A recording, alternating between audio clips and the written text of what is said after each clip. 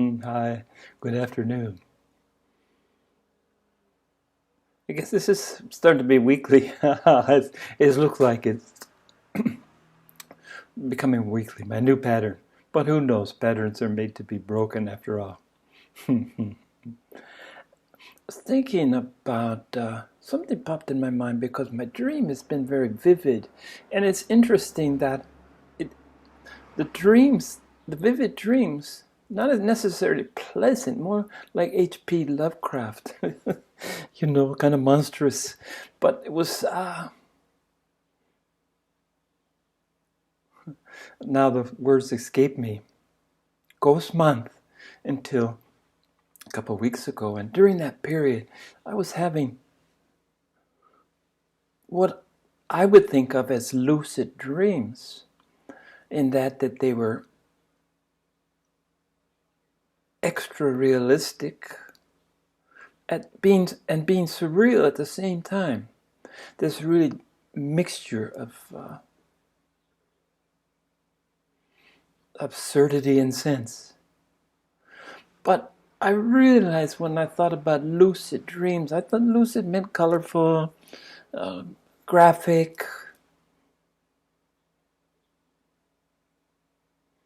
memorable. But I realized that I didn't really know what lucid went, what lucid went, what it meant, what it really meant. And the first definition is suffused with light, luminous. So I hadn't even thought of that. Lucid is suffused with light, as much as I feel today. Light here, light there, suffused. Light on the shiny reflection, both of my glasses and my bald head. But the second one, the second definition is translucent. And I guess translucent in a way means clear, and I thought lucid dreams meant clear dreams, even though they were bordering on nonsensical and surrealism. They felt translucent. I could see through them. And that's the second definition of... And then the third is having full use of one's faculties. So there you go, lucid dreaming. What does that have to do with having full control of one's faculties? And again, lucid dreams. The fourth use of lucid is clear to the understanding, intelligible.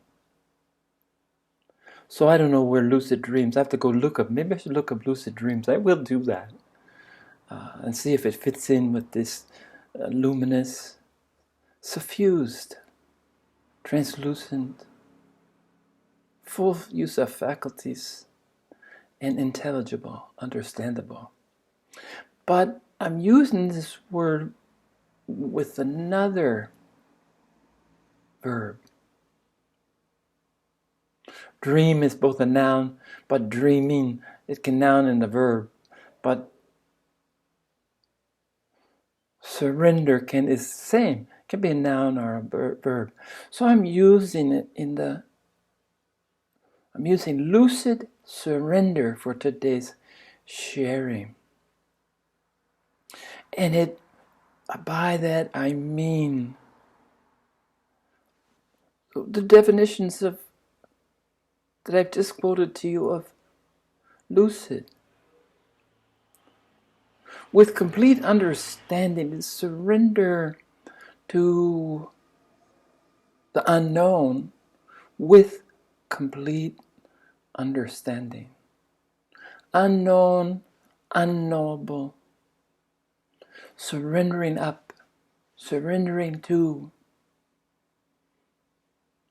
And the practice of surrender in my own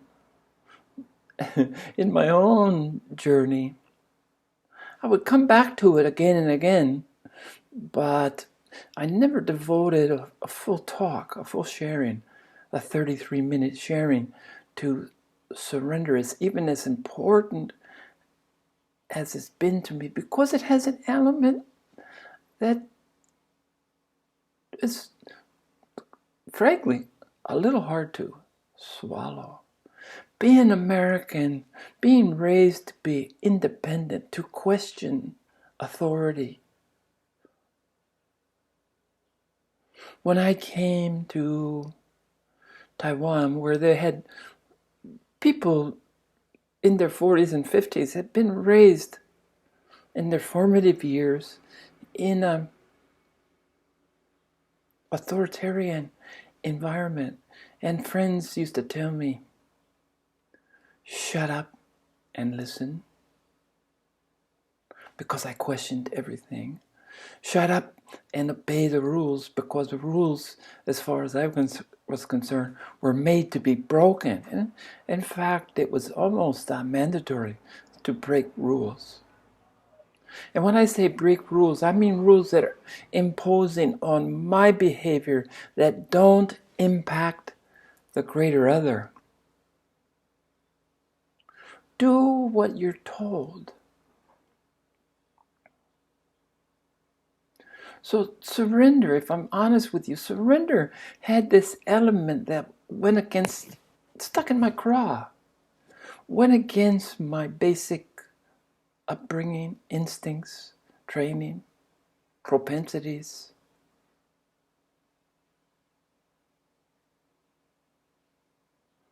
And so this act of surrendering, it had to become repetitive. I had to remind myself.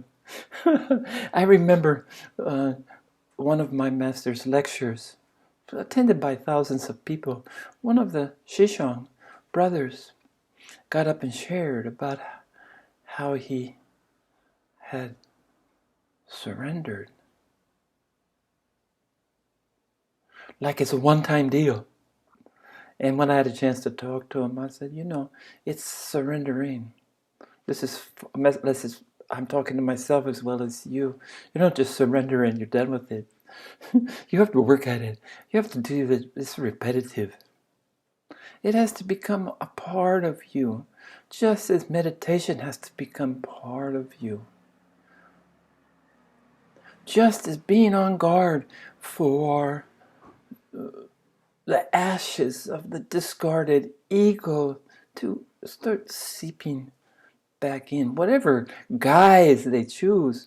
Ultimately, once you've had your abiding awakening, the guise that the ego uses is what I call spiritual ego, when you think you're greater than, better, a more advanced, a higher being than those around you, because you've reached some level of understanding, and all your understanding is that you need to remember what the forgotten. Remember the oneness. Remembering that ego is just part of the Maya, the illusion.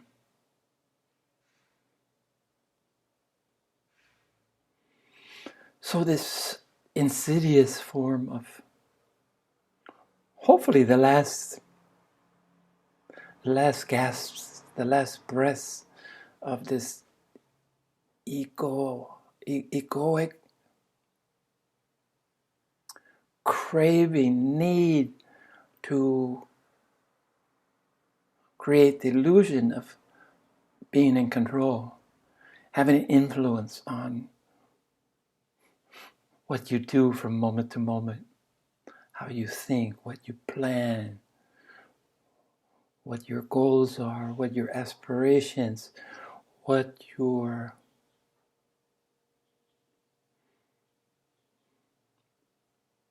guidance, your plan. So surrender. So then I understood surrender into the light. Light is another way to express the all-encompassing, the everything, the infinity, God, Buddha, the light. Surrender into the light. And now, lucid surrender means to me surrendering into the light, but I'm doing it from a luminous state, and in the light state of mind to approach surrender. It's alive, lucid, has this connotation for me: alive, lucid, translucent, intelligible. So I was talking about the Shishon, the brother in my group at that time, and remind myself that surrender is a constant pursuit, and it needs to be done on a conscious level over and over and over again, because until it becomes part of the subconscious or the unconscious, when no effort, but still it's one of those that needs to be revisited, and it can't be overdone. It's interesting that the good things, the helpful things that bringing you to your path, to your journey, that's enhancing your advancement in the spiritual ladder, is that you can't do it too much. There's no such thing as too much meditation. It has to be spontaneous. It can't be forced, because forced denigrates, is no longer in a meditative realm. There's no such thing as too much love, too much light, too much compassion. These things, as is the universe, are unlimited. So just a reminder, funny what looms to be need more work. I said compassion. I'm full of love for those in my immediate experience. It's extending that, it's expanding that I work on. And even more work than compassion is this act of surrendering, continuously, unquestioned surrender, non-judgmental surrender. So this, again, it seems that I'm talking about things that may be of help to others as they pursue their path.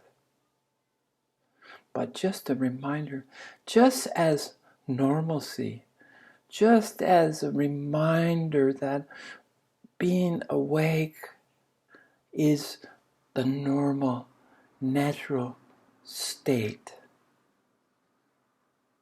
Nothing supernatural, nothing other than normalcy. Nothing special, as odd as that sounds. Because what could be special about the natural condition of everyone? What could be special is effort that you make to enhance the opportunities for others to become prepared, become aware, and begin their own process of awakening.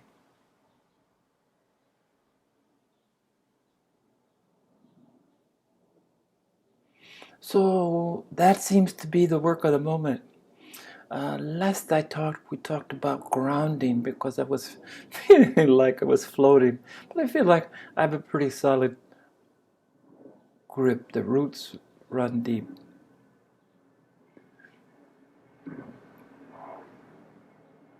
I walk I remember that I had a favorite. It's called the first British Buddha, and had a great name that I never forget, Christmas Humphreys. And he wrote a book, an obscure book, it's hard for me to find another copy, called Walk On. And it was very Zenish, and I've talked about my Zen training, the Zen walk. Walk On was very much in the spirit of my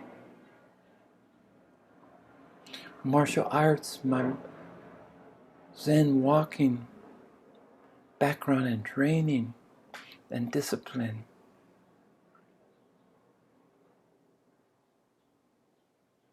Walk on. Just be conscious of the next step. The step is made in awareness and a wakefulness and love and light and giving and compassion and surrender. Here we come. Everything is full circle. So if you get a chance, Christmas Humphreys. I've always been drawn to the Eastern sensibilities, and began the study of Hinduism with Paramahamsa Yogananda, and he went to America and founded the Self-Realization Fellowship. But to make his message more meaningful and more palatable, he talked about Jesus a lot, and he recognized, as do I, that Jesus was a Buddha.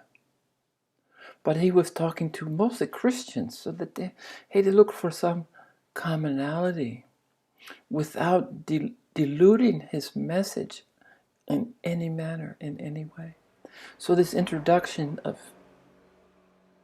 into Hinduism, which I then went on to the university and studied in an academic, quite deep sense, the Vedas and the following up in the Upanishads and the Bhagavad Gita, and take away the 4 yogic paths as different methods for different souls to work on their journey. And then deep immersion, 33 years in Renzai Zen, very Japanese, very regimented, I could say, in the search of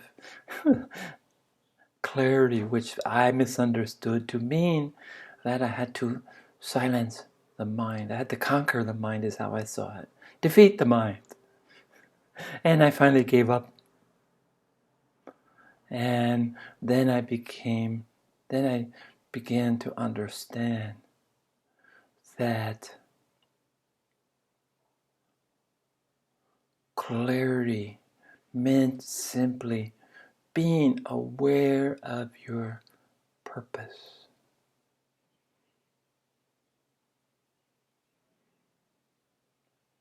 Why are we here? These questions have answers. And the answers in their entirety are, of course, by definition, unknowable. We simply lack the capabilities, the facilities to grasp all. But I told you, I want to talk about it again because it's just where my mind is taking me, where my spirit is taking to me. I remember in my awakening, my 2 to 3 day awakening experience, that I went to, I pictured as Alexandria, a great library in Egypt at the time, the storage place for all that was known. And I remember seeing these bookshelves, visualizing bookshelves, and the bookshelves were stories high. And it was kind of like that old Walt Disney thing where the witch's broom keeps splitting and more and more witches pulling the buckets, if my memory serves me right, more and more. So these stories high bookshelves, as wide as my peripheral vision would allow, were coming forward and spilling the books. And I was simultaneously absorbing every bit of knowledge as quickly as they came. And this process, it seemed like hours or months or days or years.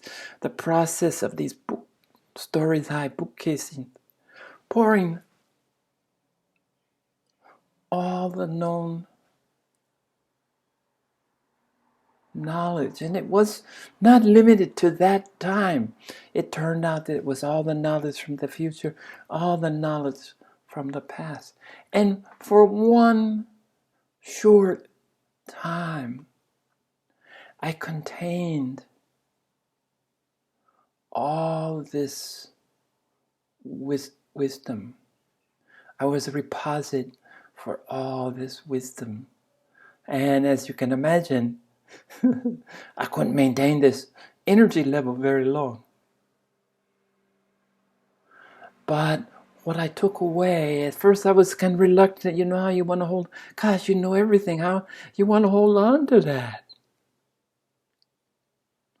But it came seamlessly, it came effortlessly, and it left the same way, seamlessly and effortlessly left. But I was left with something comforting. I knew henceforth, as my journey continued, that I would need to know what I needed to know when I needed to know it. That it didn't really disappear, that I had access to it, but was predicated on need. So now when I don't know something, it's obvious to me that I don't really need to know it. And if I need to know it, it will come. Usually come in some strange, unsummoned way, through a conversation, through even an advertisement on the newspaper or television, or something from YouTube, or something from a dream, or who knows. The sources are, it's a myriad of sources, but come they will. So I'm kind of contradicting myself when I say it's unknowable. Well, for one brief moment of my life,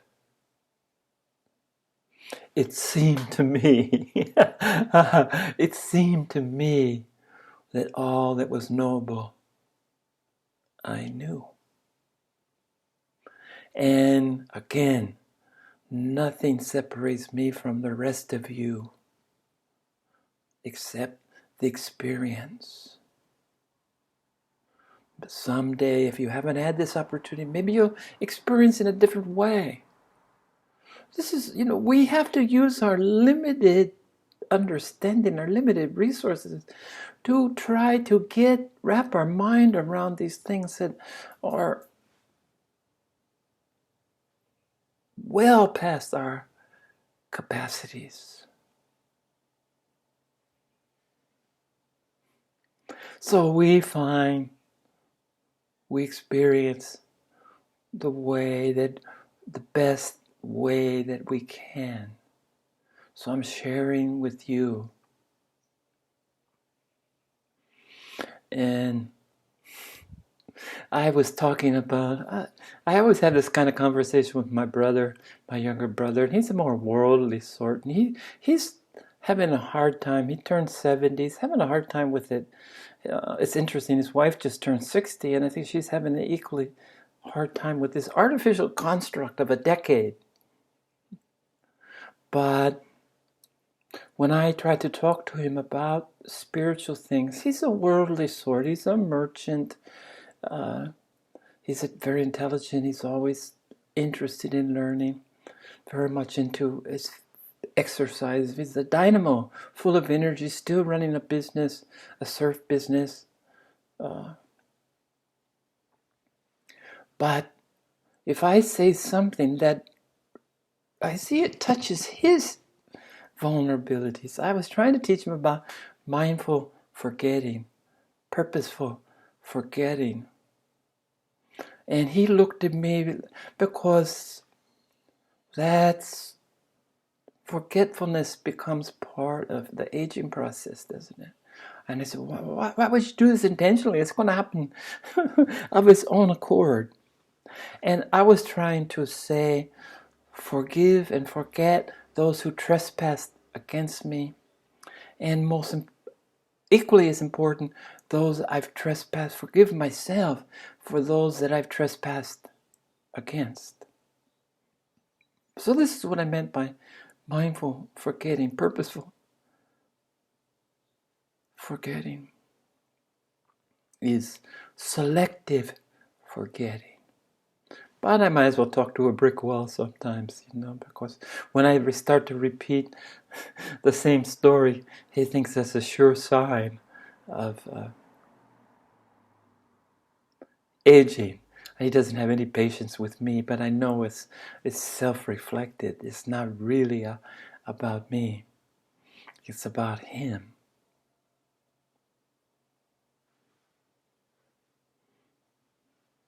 So if I try to talk to him about lucid surrender, even the idea of surrendering, because I said he's so involved in the fight, the battle with aging. And he thinks I'm very cavalier, that I'm very accepting, and that my lack of a resistance is making it happen faster. And I find quite the opposite to be so. The more you relax into who you are, the more you relax into the changes that life brings, the less resistance.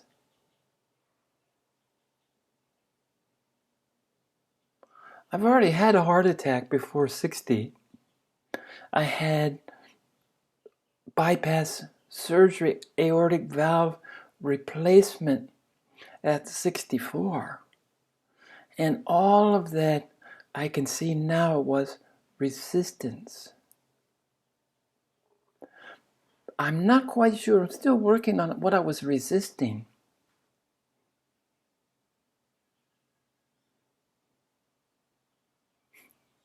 Life?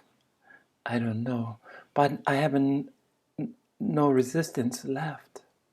I don't have a resistant bone in my body. And time will tell. In the Western culture, they use it or lose it, the idea that you have to exercise or you lose your body, exercise or you lose your mind. And I agree with the mind, and I do my fair share of exercising, but I don't push this body. Maybe that was the resistance. I pushed my body beyond its capabilities. I know part of the Zen training, the rigidness. Rigidness is just another hallmark of resistance, rigidity. Flexibility, agile. I watch with envy as my wife does her yoga, and I'm a lot of things. I still have quick reflexes. I have a strong body, but I have a certain amount of agility, but I don't have flexibility physically. And that's probably why I worked so hard on it mentally, to be flexible, because the rigidity of my body is probably just an end product of the rigidity of my mind. I spend a lot of time. Maybe here we go. I got the answer. This is the resistance was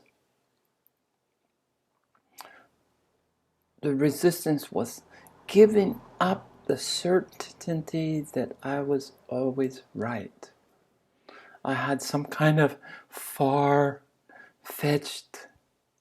illusory, maybe egoic belief. There's a belief system in my own infallibility that I was always right. And it's funny that life taught me every time I was certain. If I'm sure, I'm certain. I still have this element, although I've pretty much given it up for Lynn. But this is my rigidity. And life has taught me the tough lesson that every time I'm certain, infallibly, unavoidably, time proves me to be in error. I'm wrong. There's nothing I've ever been certain about that has validity. And at the same time I'm certain, I was a born doubter. I doubted everything, but it really applied to what was around me. I had ultimate faith in myself, and that's because I knew from an early age, and misknew would probably be a better way to misunderstood, that this was a lifetime that I had come to fully awaken. And then I would be tasked, privileged with the decision of what's next. But no longer did I have the karmic debt to assume a costume, the ultimate costume, this body. Right now, as I sit it, I don't know how long I have in this life, but I feel that I will return again in the physical form. And maybe this will be my opportunity to teach, my opportunity to get my message to more and more people. Currently, my opportunity to share seems fairly limited. I don't know if this is a temporary condition or this is my lot in life.